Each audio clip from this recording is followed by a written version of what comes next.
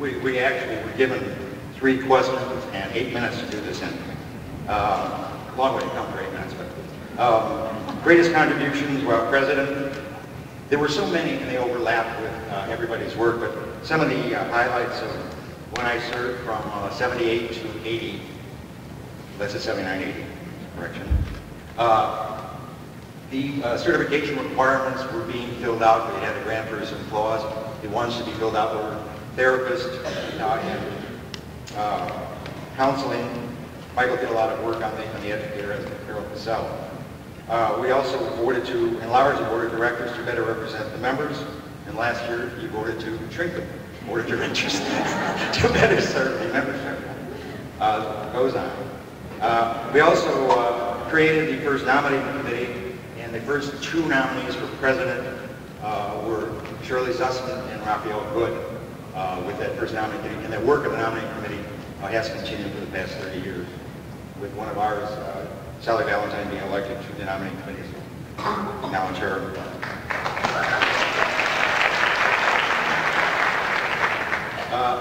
One of the things that we did establish during my tenure was we established the special interest groups, and the controversial one was the special interest group for gays and lesbians. So 30 years ago when I became president, that was still a topic that if you had a lesbian or gay in the program, it was almost like going to an exhibit just to, oh, come and see the lesbian today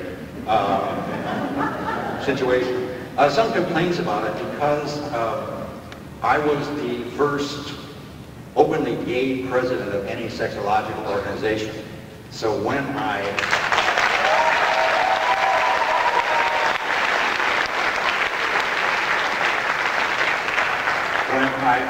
agreed to establish the special interest group for gays and lesbians, there was some flack that I was pushing the homosexual agenda, which they never sent me, so I didn't know what it was.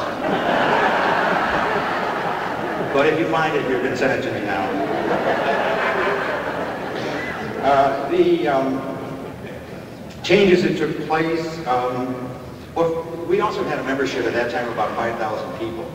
So it was bigger then, and as organizations go up and go down, and now I'm happy to say that the organization is on the ascendancy and probably will surpass whatever it was in the past, which is a good sign.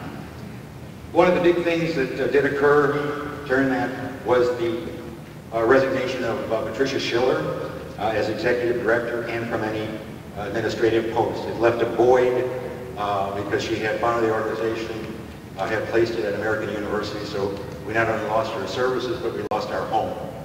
So we then, with Carol was on the board at the time, we placed it with the American College of Obstetricians and Gynecologists in Washington as an interim period, and then the rest, Andrew and so on, went to management companies, Seifert, and so on.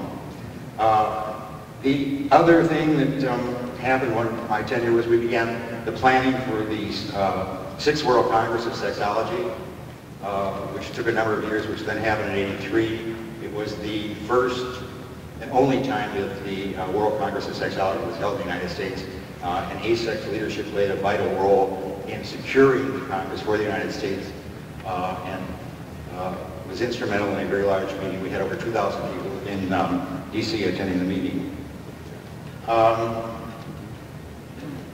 Other things with this, I also was I'm speaking first because in tenure I served president before all the rest of these people, although I'm not the oldest of all these people.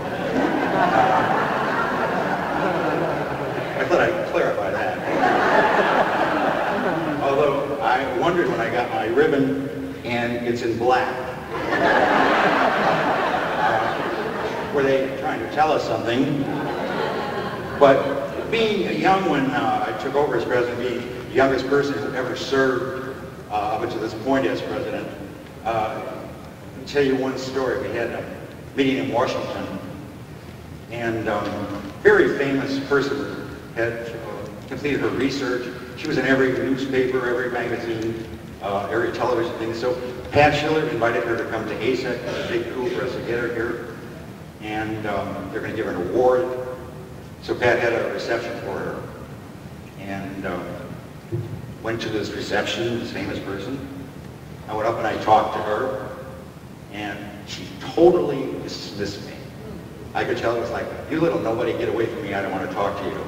I thought, okay. So I got up and I thought, fuck you, I'm not going to sit here. So then Pat comes back and she said, oh, have you met Sheriff Hyde? Oh, I told you her name. I said, yes, I've met her, but I don't want to meet her again. I don't want to talk to her. She said, you can't do that. Tomorrow you're going to be president, you can't do this. I said, I met her, I don't want to do it. Pat forced me to do it. So I went back and said, oh, Sheriff, this is Dr. Granzig. He'll be the president starting tomorrow. And Sheriff Hyde looks at me, smiles, and says, you're Dr. Granzig. I've been looking for you all evening. And that was the start of it. But 30 years later, Sheriff Hyde and I are still very good friends. We talk on the phone, as recently as a couple of days ago and so on. So even though we had a bad start, although actually she denies this story, she never did that. So those were the recollections that I have of my 2 years as president of AASECT. It was a pleasure to serve the organization. It certainly was a pleasure to work with Pat, who had great visions, and to work with Carol Cassell, who was on the board when I was president and then had her own term after that. So I want to thank Patty for inviting me here. Thank you for listening, and I especially want to thank all of our graduates who are here in their finest hour. Thank you.